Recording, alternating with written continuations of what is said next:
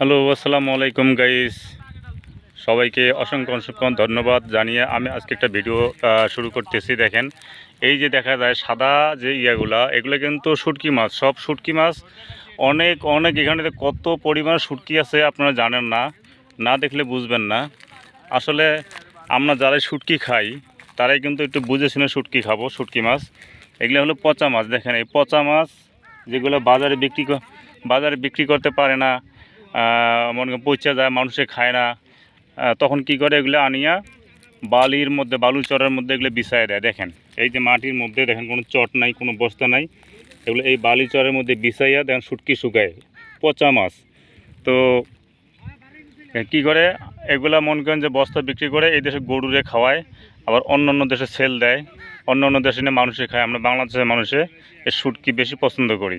তো কীভাবে শুটকি শুকায় আসলে আমি কখনো দেখি নাই, আজকে আমি নিজেই শুটকির কাজে আসছি।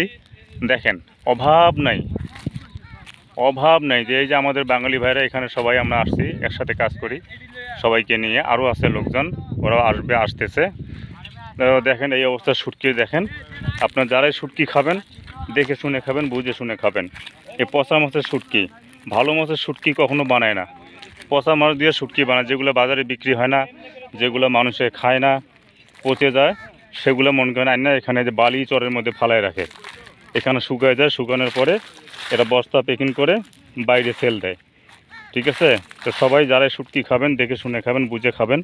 এই দেখেন সব শুটকি, এখানে শুটকি আর শুটকি, শুটকি ছাড়া আর কিছু নাই।